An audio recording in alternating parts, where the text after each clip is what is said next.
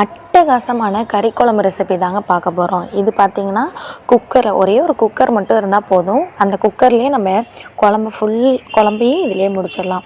அதுக்கு பார்த்திங்கன்னா குக்கர் ஒன்று வச்சு கொஞ்சோண்டு எண்ணெய் ஊற்றி ஒரு 4-5 சின்ன வெங்காயம், ஒரு 10 சின்ன வெங்காயம் போல் போட்டுக்கோங்க.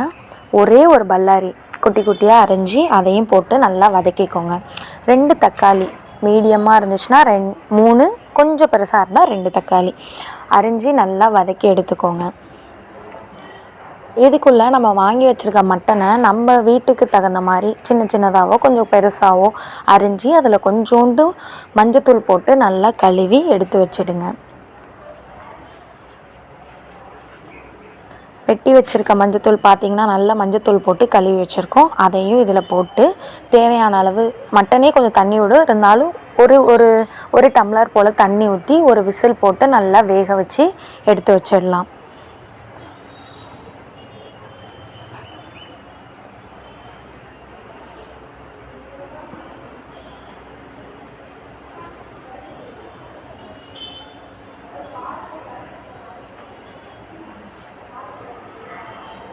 அதுக்கப்புறம் கொஞ்சோண்டு இஞ்சி பூண்டும் நம்ம போட்டுக்கலாம்.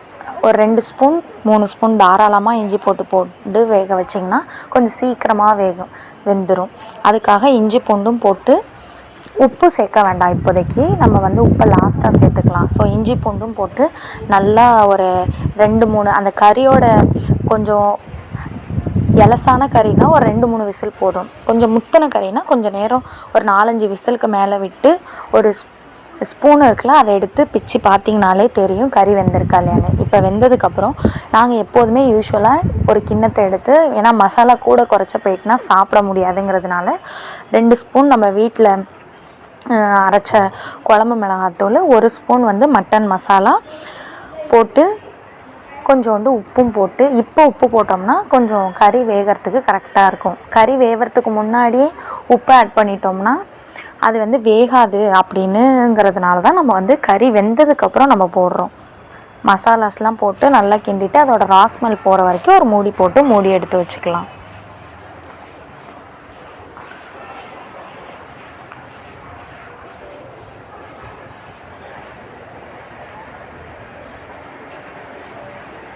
அதுக்கப்புறம் ஒரு 2-3 உருளைக்கிழங்கு போல் தனியாக வேக வச்சு எடுத்து வச்சுக்கோங்க. இந்த மாதிரி கொஞ்சம் பெருசாக போட்டுக்கோங்க, ஏன்னா நம்ம குழம்புல போட்டோம்னா கரைஞ்சிரும். அதுக்காக தான் ஒரு உருளைக்கிழங்கு ஒரு 4-8 துண்டாக அந்த மாதிரி நறுக்கி வச்சுக்கோங்க. அதுக்கப்புறம் நல்லா தேங்காய் ஒரு அரை முடி போல் தேங்காய், பிகாஸ் இந்த தேங்காய் தான் நமக்கு அந்த கிரேவி மாதிரி குழம்பு மாதிரி ஒரு ஃப்ளேவரை தரும். ஸோ தேங்காய் நல்லாவே அரைச்சி வச்சுக்கலாம். தேங்காய் அரைச்சி ஊற்றினதுக்கப்புறம் ரொம்ப நேரம் கொதிக்க தேவையில்லை. ஸோ லைட்டாக உப்பு மட்டும் இருக்கான்னு பார்த்துட்டு நம்ம இறக்கி வச்சுடுவோம்.